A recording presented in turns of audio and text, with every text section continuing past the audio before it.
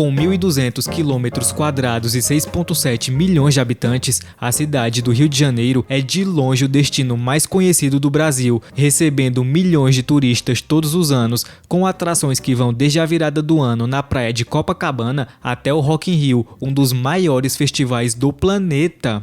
Durante muitas décadas, a cidade maravilhosa foi o destino preferido de brasileiros e estrangeiros, se tornando um dos cartões postais mais conhecidos do mundo. As belezas naturais, as praias paradisíacas e o Cristo de braços abertos são amplamente associados à imagem do Brasil. Porém, o lugar que já foi capital do país, que comporta algumas das paisagens mais bonitas do mundo e que no século passado chegou a ser considerada uma capital de padrão europeu na América do Sul, não vive seu melhor momento. Segundo o G1, mais da metade dos cariocas sairiam de lá se pudessem, e o percentual foi ainda maior entre os mais jovens, com 61% dos moradores que têm entre 16 e 24 anos expressando o desejo de abandonar a capital fluminense. A verdade é que a cidade pode ter se tornado cada vez menos relevante para brasileiros. Prova disso foi a perda de influência da metrópole nos últimos anos. Hoje, os destinos mais procurados pelos brasileiros são Fortaleza, Gramado e Porto de Galinhas, deixando o Rio fora do top 3 e sem nenhuma perspectiva de recuperar a liderança. Chama a atenção também o êxodo da sua população, que viu seus moradores saírem da capital e migrarem para o interior ou até mesmo para outros estados. O problema é que esse pessoal que vai embora costuma ser a camada mais alta da sociedade e com maior poder aquisitivo, tornando a economia local muito menos dinâmica e mais vulnerável do que em épocas anteriores. Mas afinal, o que ainda atrai as pessoas para lá? Quais são os maiores problemas do Rio? E será que esse pode ser o fim de uma das cidades mais importantes da nossa história? Continua aí, que é exatamente isso que eu vou te contar nesse vídeo. Imortalizada pela bossa nova e pela MPB, a cidade maravilhosa é celebrada em clássicos como Garota de Ipanema e Samba de Verão, além de ter a Zona Sul amplamente divulgada para o restante do Brasil, através das clássicas novelas do Manuel Carlos, onde o bairro do Leblon costumava ser o ambiente principal. É o lugar perfeito para quem gosta de cultura e natureza, mas que também não abre mão dos benefícios da cidade grande. Ou seja, a metrópole agrada gregos e troianos, além de ser um destino amplamente cobiçado pelo turismo, que todo ano representa uma parte importante da economia do lugar. A importância cultural do Rio também é inquestionável, exportando sua música, seus times de futebol e até suas gírias. É por essas razões que a cidade como um todo registrou uma taxa altíssima de crescimento ao longo da sua história centenária. O problema é que tudo isso vem se deteriorando desde os anos 90 e esse status de cidade dos sonhos está longe de ser um consenso geral, especialmente nas últimas 3 décadas.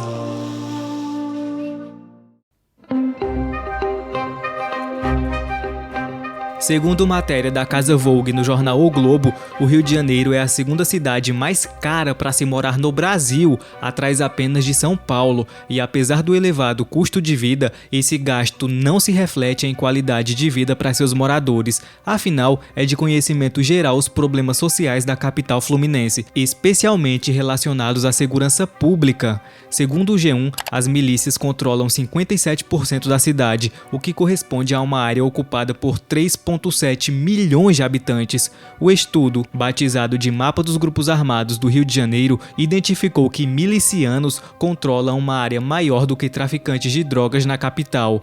Ao analisar o resultado, os pesquisadores se surpreenderam com o rápido crescimento das milícias. Em 2 décadas, os milicianos superaram facções criminosas antigas ligadas ao tráfico, já formadas desde a década de 90. Somando o tráfico e a milícia, se tem quase 100% do território da cidade dominado por algum grupo criminoso.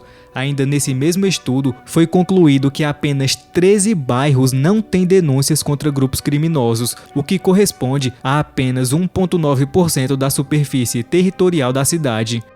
E se engana quem pensa que isso ocorre apenas em locais mais afastados da região nobre. Bairros como Copacabana e Leme também sofrem com esse tipo de problema, mesmo que estejam localizados na tão cobiçada Zona Sul. Os conflitos de grupos criminosos ilustram bem essa realidade.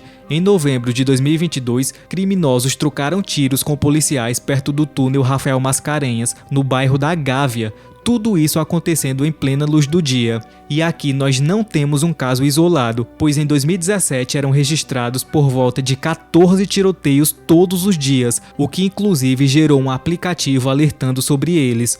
Os conflitos se tornaram tão grandes que ambos os lados chegam a usar armamento de guerra. Mas o fato é que a Zona Sul, apesar de tudo, ainda é um local bastante privilegiado e não tem comparação entre quem vive ali e a grande massa populacional das favelas. Afinal, não é todo mundo que consegue pagar o preço de R$22 mil por metro quadrado no Leblon, um dos mais caros do Brasil.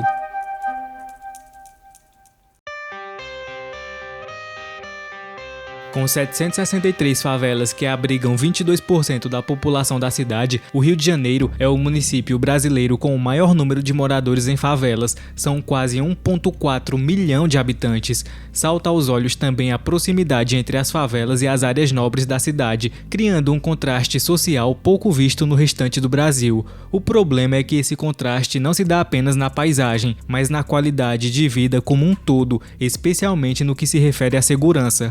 A coisa é tão feia que os policiais do Rio não são treinados para lidarem com problemas comuns de uma metrópole, mas sim com uma guerra urbana ou guerra de guerrilha, como muita gente costuma descrever. Obviamente, essa precariedade não é exclusiva da segurança pública. A educação e a saúde também estão em condições deploráveis. Muito desse fenômeno é resultado da corrupção, que é um dos grandes males do Estado há décadas. Para quem é carioca, virou rotina ver governadores, ex-governadores e prefeitos indo para a cadeia.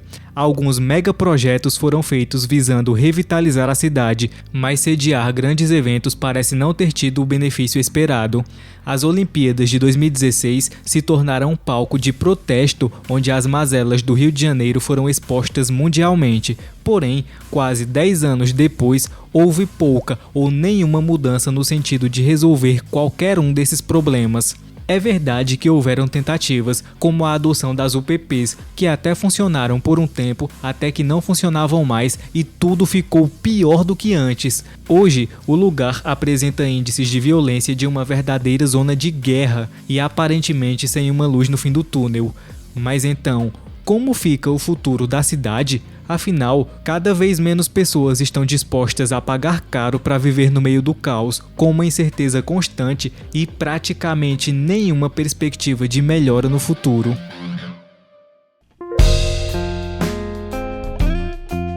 Segundo o Datafolha, o índice de efetividade da segurança teve uma leve melhora no Rio. Os números estavam numa clara evolução antes da pandemia, com a percepção de segurança melhorando entre os moradores da capital. Mas com a crise sanitária, tudo foi atrasado ou perdido, não só em termos de segurança, mas também na economia, que colocou o mundo todo numa rota inflacionária que não se via há décadas. Dizer que o Rio de Janeiro não tem salvação é precipitado. Apesar dos pesares, a antiga capital do país é uma cidade de extremos. Existe uma parte muito ruim, mas também existem partes boas. Alguns bairros da capital ainda são realmente seguros, como é o caso da Urca e Laranjeiras, que apesar de serem na Zona Sul, estão longe de cobrarem um valor tão alto quanto as regiões mais badaladas que atraem o turismo, o que pode ser uma alternativa para boa parte dos trabalhadores que têm uma flexibilidade maior no orçamento.